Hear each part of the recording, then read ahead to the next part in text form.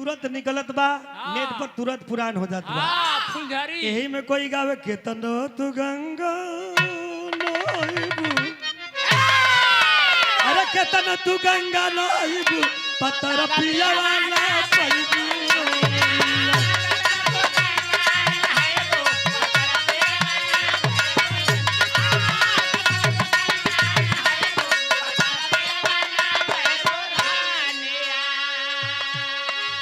गेहुआ के बाल लगा सुगना,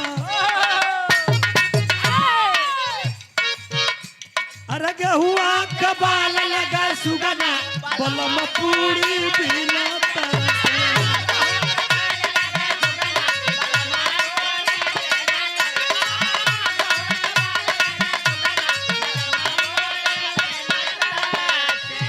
एक लाइन हम गाइला भैया का गले भैया भाई ससुर हरा जाई, अरे भाई ससुर हरा जाई चले जतने वतने मोटाई।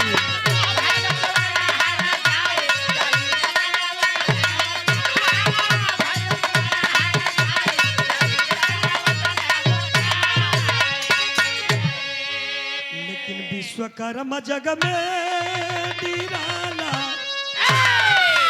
अरे विश्वकर्मा जग में निराला चरण दुनिया में पूरा।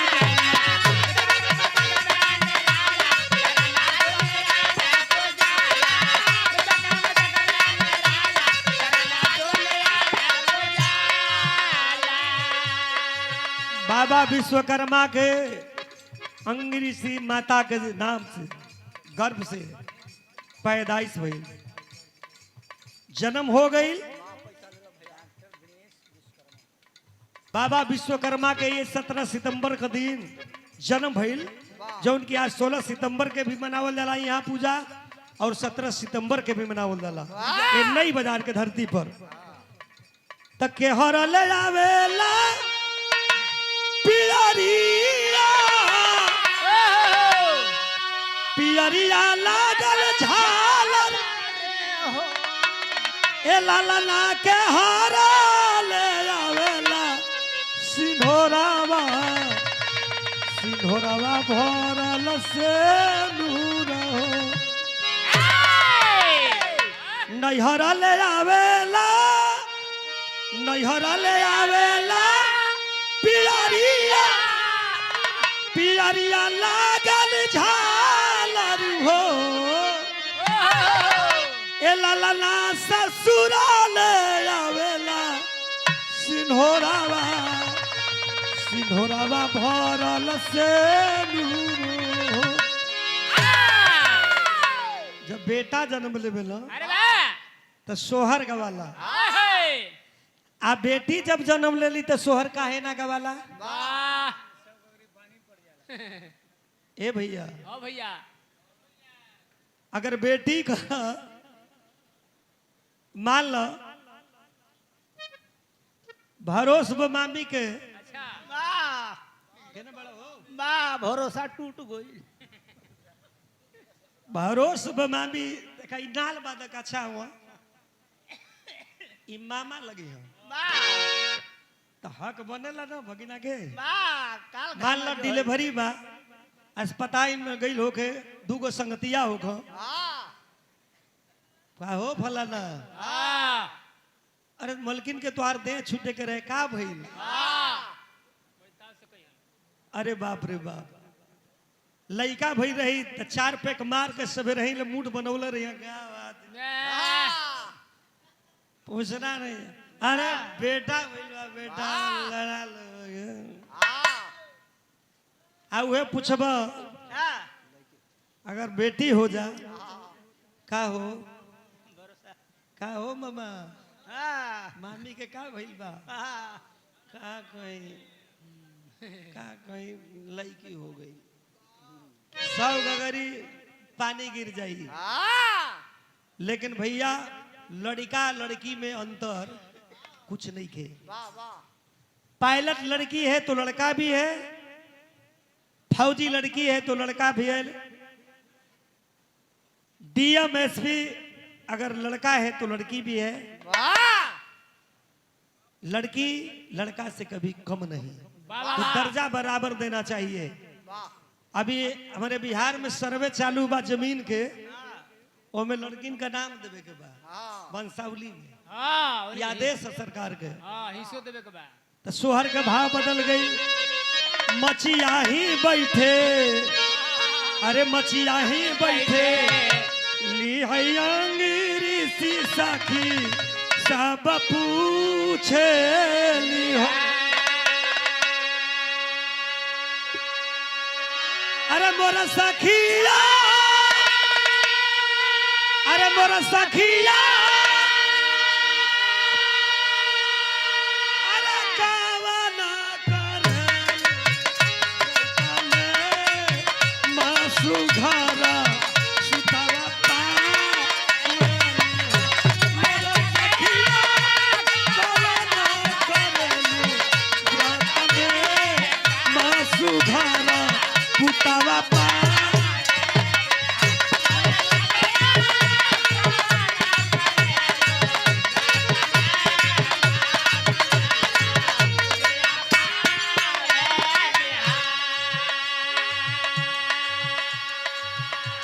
ए भैया सखी लोग जवाब देवे लिए, लड़का ले ली हो पूरा में।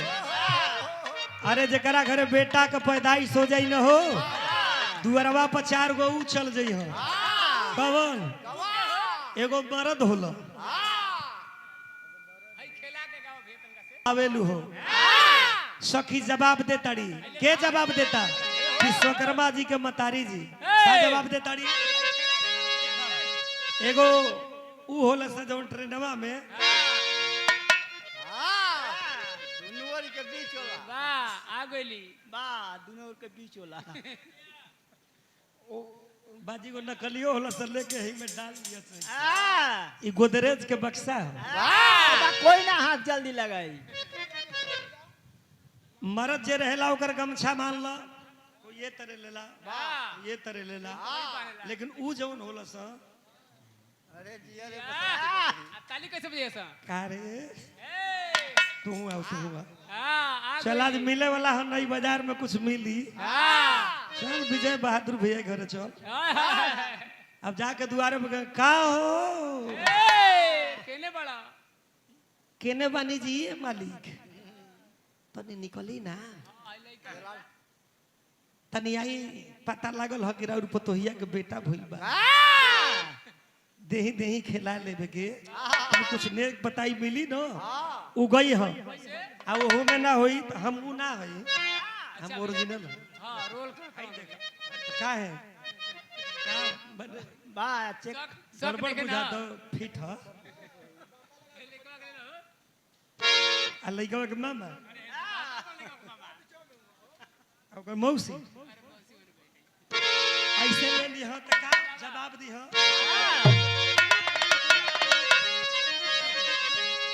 देखिए मुते मत। नहीं नहीं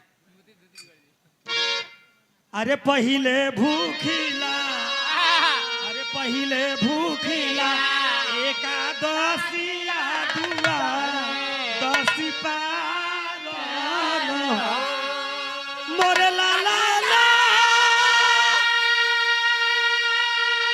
अरे मोरे लाला ला, अरे तुलसी के जाला चढ़ाई लाख सुत पाई, मोरे लाला तुलसी के जाला, चुप रहा सुतावा पाई।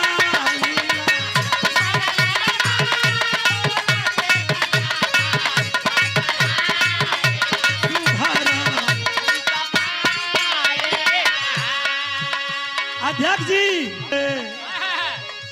पौआ के चूमे ले धरतिया गगनवा, मुखमंडल चूमे हो, ए मोरे लाला,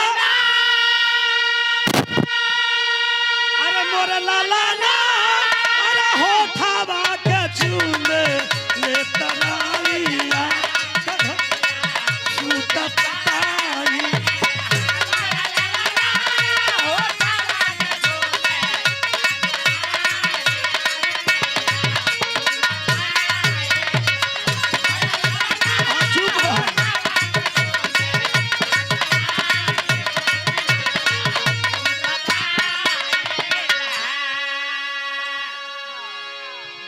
ल भैया ल उ 2 लीटर के ई दूध पियाई है लेकिन हई मामा नहीं खे दूध के ना मामा होने कोई हो कॉलोनी बिरहा दिनवे में बाकुदा दे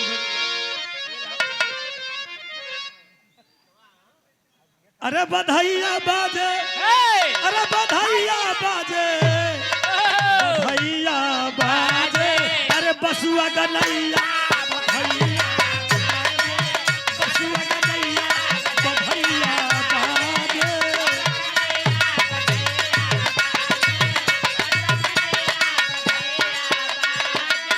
के ई लुटावे लालन धान सोनवा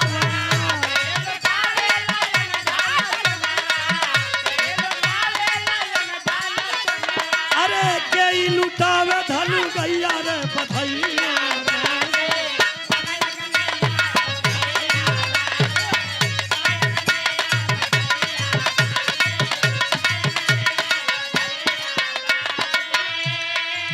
अंगजी लुटावे लीलन धान सोनवा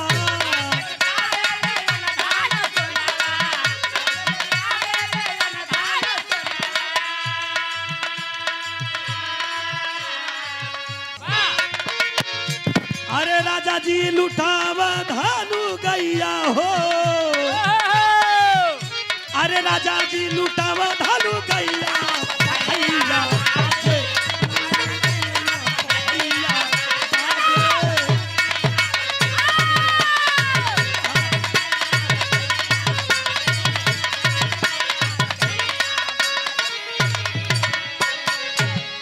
सही मौसी यहाँ चल जा तनी बात बता दे भैया हो बाबा विश्वकर्मा धीरे से सयान हो गिलो तिलकहरू वैलो आइल के ब्रह्मा जी वाह ब्रह्मा जी तिलकहरू बन गई लड़का बड़ा होनहार बा आ जब होनहार लड़का के फोवल तो कहलक अपन लड़किया विश्वकला के बियाहवा यही विश्वकर्मे से कह दी बियाह करौलो त लेके अध्यक्ष जी अब तो जे काम करता लोहा लकड़ के ई बताई कि अपन दुकान जब माल पानी आवे लगल तो दिन भर देखी समवे के घर जाई लेकिन भैया हो प्रमाण मिलल आज विश्वकर्मा जी के औरत जब दुल्हन बन के विश्वकला घरे अली तो ऊ लेके अपन झोरा झगड़ 1 महीना न पत्ता हो गई कहली विश्वकला की ए दादा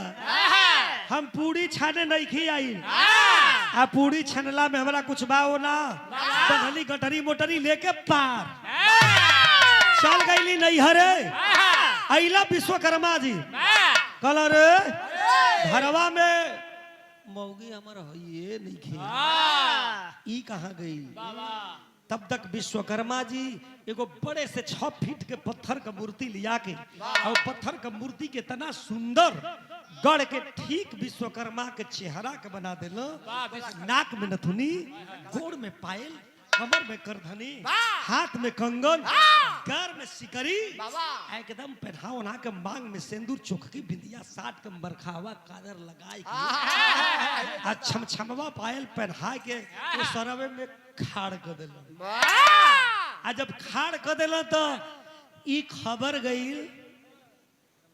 ब्रह्मा जी के पास कहला ब्रह्मा जी ए नारद अरे लड़किया तो भाग के जाई विश्वकर्मा दूसर बियाह करके पता लगा था कि मेहरारू लिया दिलो जा पता करो गईला विश्वकर्मा जी के पास नारद जी देखला वो सर्वे में खड़ा बिया एगो मेहरारू जाके कहला बाबूजी जल्दी चला देरी मत करो आगे आगे कमंडल में जल हाथ में ठुगरी आगे आगे बाबू ब्रह्मा जी और पीछे से नारद जी उनके पीछे विश्वकला अब विश्वकला जब चलली तब कौन तर्ज पर रहल भैया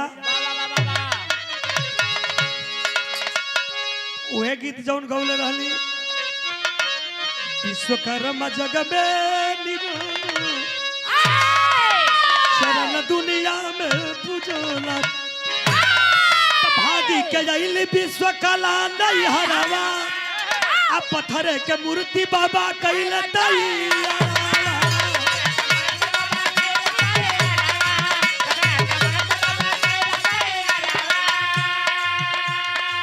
मच गई दुनिया में हाला। ए भैया दुनिया में हल्ला हो गई। आगे आगे चलना ब्रह्मा जी देखला कि खड़ा बिया हमारे लड़की के ऊपर सवत लिया दिले। वो कहला कहा हम विश्वकर्मा घर में बाढ़ उ त काम पर गई बाढ़। तब से कवंडल के जल पड़ी गई ले मूर्तिया आ पीछे पीछे घूमे लगल संग में सवतिया।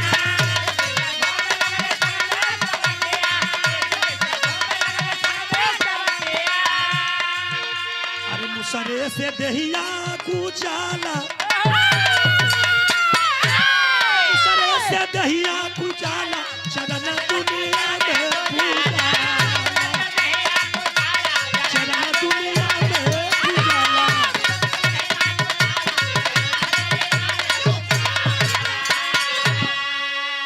आगे आगे ब्रह्मा जी चलल हुआ। कमंडल का जल जौन बा लड़ के मूर्तिये में उ जवन कमंडलवा ले रहल पनिया पड़ गई पत्थर के मूर्ति पर। ओमे आ गई जान, मूर्तिया लगल चले। बोले लागल आगे आगे ब्रह्मा जी पीछे से नारद उनके पीछे विश्वकला। बाबा आ जब चले लगल विश्वकला के निगाह पड़ल रे तू कहाँ बताड़ी रे बुजरी। अरे बुजरी एक तो हमारा मर्द का हाथ बस ले ली आ दूसरे तू पिछवा पिछवा बताड़ू मारब की चबकाए दे तार कोड़री भसक जे है। आवा एक घर में दू घर में चार घर में खोजत खोजत विश्वकर्मा जी 20 गो घर में खोजल विश्वकर्मा जी मिलल ना। ना जेने जाऊं तीनों जाना ब्रह्मा नारद विश्वकला आ ओनिए उ मूर्तिया पथरा के घूमे ओकरो छम छम छम छम छम पायल छमकत रहे।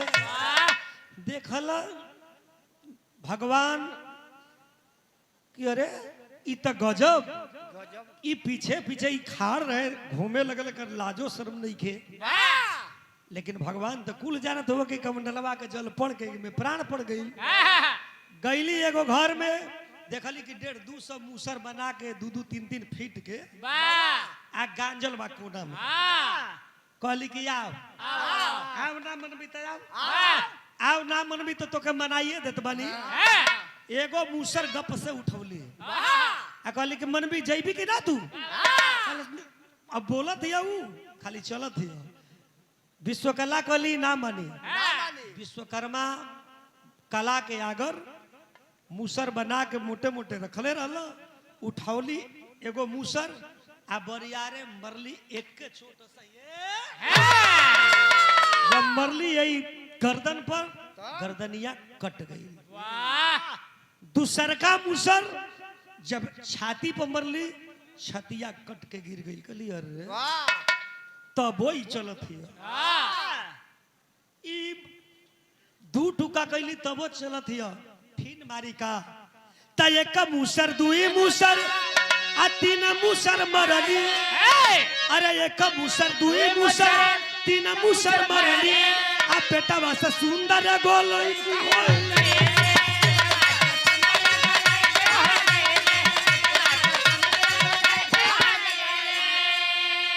एक मूसर मरली गर्दन कटल, दूसर का मूसर छाती कटल आ तीसर का मूसर मरली यही पर जे वही मरली। बस छट से नहीं वही में से एगो निकल के लई के हाँ लगल करे। ब्रह्मा जी कहल भइल विपद। ई तो अभी सुहागो रात ना विश्वकर्मा जी मनौले रहल भाग के नैहर गई आई पत्थरे दे दिलस बच्ची। अब कवन जवाब दे। तब तक विश्वकर्मा जी आ गिल कहले का कैला प्रणाम उड़ाम कैला ससुर जी के। ई काले के आइल बिया तो हल किया। कहला कि अरे धन्य बाड़ा देवता क्षमा चाहत बनी आपसे महान दुनिया में कोई नहीं के। हमके ई विश्वास ना रहल। कहला का हम 1 महीना काम में चल गईली। जब घर में अन्न ना रही पानी ना रही रकम ना रही तो भोजन कैसे चली। तो हाँ लड़की उठा के ले लुगरिया चलो दार के खिसा बनौलस की लेके चल गई नैहर। वाह लिया जा ई लड़की लेके आई बिया। कहला ना सरकार क्षमा कदा, हे विश्वकर्मा महाराज क्षमा कदा, ई लड़किया हे पत्थर के मूर्ति जौन बनौले हुआ ए पत्थर के मूर्ति से पैदाइश मिला। कहला कि तो रखी के गांव घर ताना मारी कि भाग के नैहर गइल बिया, नैहरे से लेके आइल बिया। कहला ना ना ना ना, ई लड़की हमारे पास में रही, लेकिन वो लड़की के नाम का पड़ल, ओकर शादी केकरा से भइल ई दुनिया जानेला। तब अरे एक मुसर दुई मुसर तीन मुसर मरली आ बेटा वासा सुंदर एगो लड़की होई।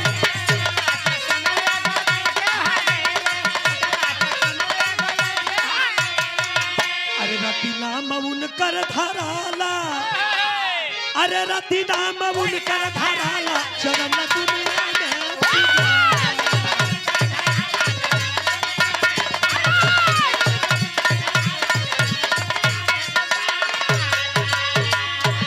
ओही लड़की के नाम पड़ल रति। और रति के बियाह केकरा से भइल? कामदेव से। त कामदेव जेकरा पर सवार होवला, जेकरा पर सवार हो जी बिरहा सुनत हो अब कामदेव जेकरा पर सवार हो जी धीरे से धीरे धीरे अपन जूता पहिरी, अपन सरसंगा के बहाना चल दी। तो वही लड़की के पैदाइश भइल पत्थर का मूर्ति से, जौना का नाम पड़ल रति। और रति का शादी जो है कामदेव से हुआ। गीत के आखिरी लाइन कि राम जतन मुसई धन बहारी,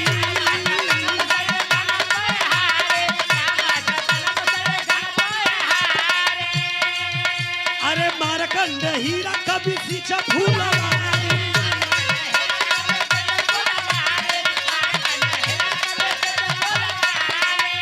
अरे नंदलाल के गीतिया निराला, अरे रगता के गीतिया निराला, चरण दुनिया में